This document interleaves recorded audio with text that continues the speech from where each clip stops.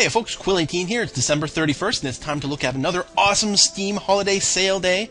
The light music in the background is brought to you by Grand Ages of Rome, which I was so happy I picked up the other day, because it turns out it is awesome.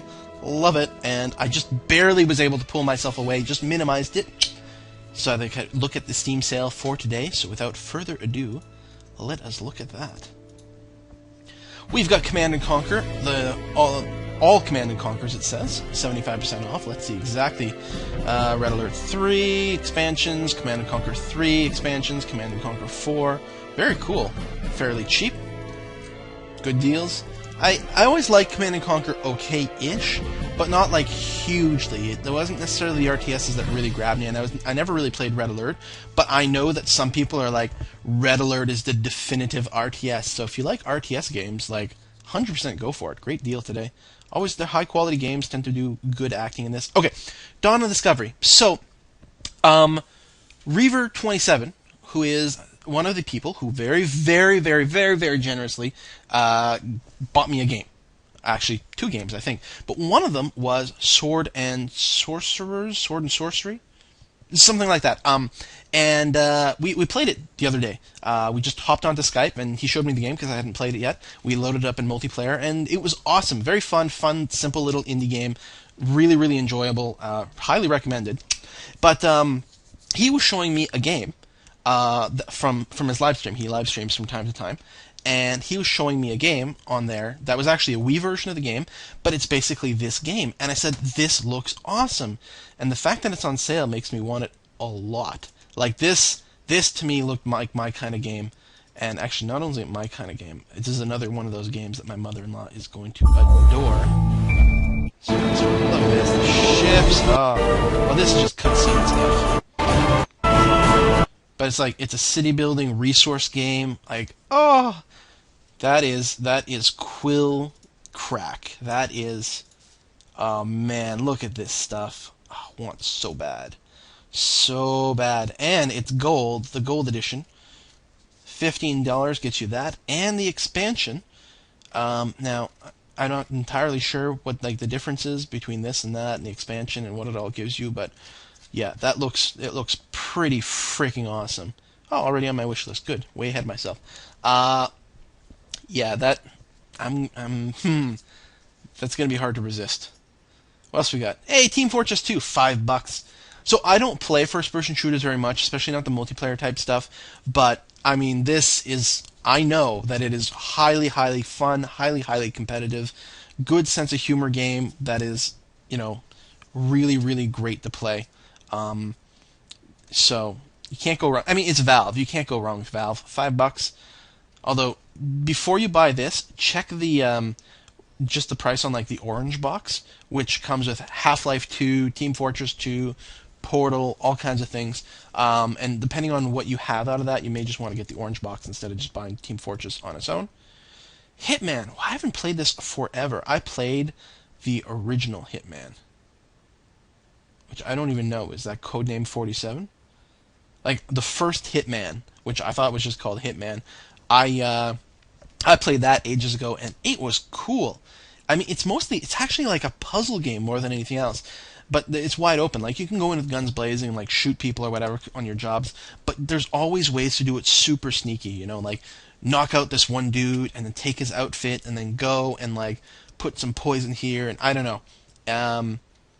Like, here, he's dude in the bathtub with his rubber ducky, and he's going to throw a toaster in there. Money talks, silence pays, prepare to make a killing. Yeah, really fun sets of games, and probably really good as a Let's Play, but I don't know if I'm going to ever have time to do that. Theater of War, I don't know anything about this. 75% off, very cheap. I mean, once you get under $5, that starts to be pretty ridiculous. So we got the original, we've got a sequel, and some downloadable content. The downloadable content being more expensive than the rest. Oh, you can get the whole thing for $11.25. Excellent. So let's pop into one of these and just peek to see what it looks like. So is this the semi-turn-based game? I don't remember. House-to-house urban combat, trenches, improved soldier AI, complex infantry damage systems. Oh, cool. There's a lot of stuff going on there. Probably really awesome if you love war games. I don't tend to do these as much. As much as I like strategy games, these are not the type of things that I tend to get myself, but it certainly looks really good. Huh. Empire and Napoleon. Total War, Game of the Year edition. Okay. So Total War is really awesome. Um, Now, I've never actually played the Napoleon or Empire Total War series, but I've played a lot of the Total Wars, and they're great. Very cool strategy games, like Empire management strategy games, and when you get into a battle, it's like you can control up to like 10,000 units at a time in real-time combat.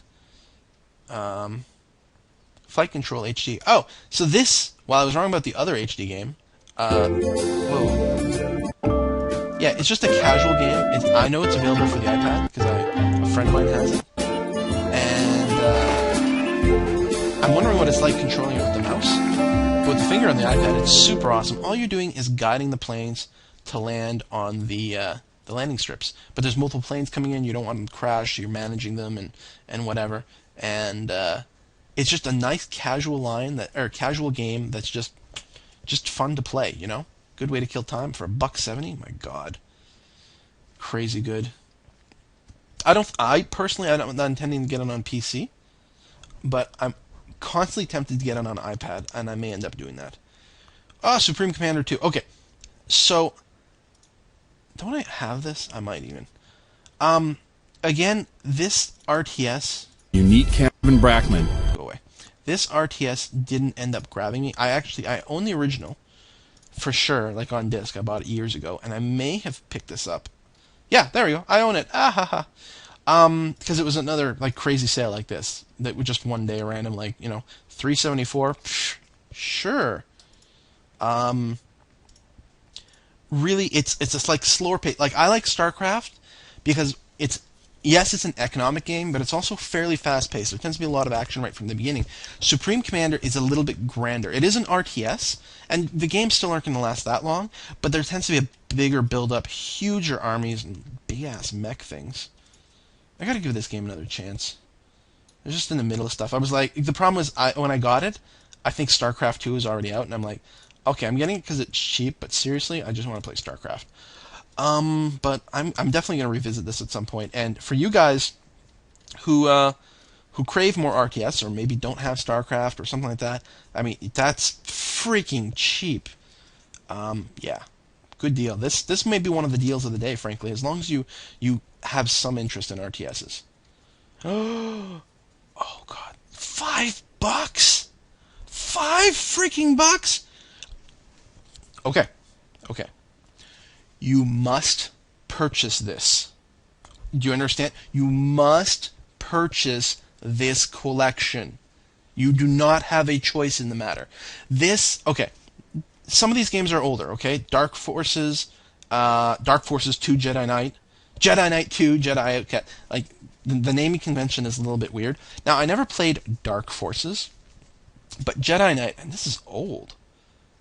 Yeah, I mean, these release dates don't mean anything, because that's the time it was released on Steam. 1997. Obviously, the graphics are kind of blocky. Super fun game. I mean, especially at the time, it was unbelievable. The sheer cliffs and craziness, the storyline. Like, they did have full motion video for cutscenes, and the story was actually really good. You could go light side, dark side. You build up your Jedi powers, and the lightsaber combat was actually good. Even the multiplayer was pretty good for it. You get cool force powers that you can choose. There's like it's not a talent tree system exactly, but you get points you can spend in your abilities and choose where you get them. Oh my God, no! This was so much fun. And then, much more recently, they came out with. There was Jedi Academy, which came later, 2003. So still not necessarily the greatest graphics, but pretty good. And you got to choose like your lightsaber type, your lightsaber combat style. So you can see this guy went with the dual-ended. Some people are one-handed. You can also go two-weapon, I believe. Slightly more RPG elements. There's still guns and stuff you can take. Here we go, two weapons style. You make your character. Again, still look at this jump in the air, doing the splits, doing a spin move. Like, there are all these techniques and special moves you could do and stab people. And like, it's a first-person shooter in a sense. Like, you can pick up a gun, and actually, when you're using a gun, and I don't remember, they may have had a shot of that. Here, when you're using a gun, no, It's here. It's first person.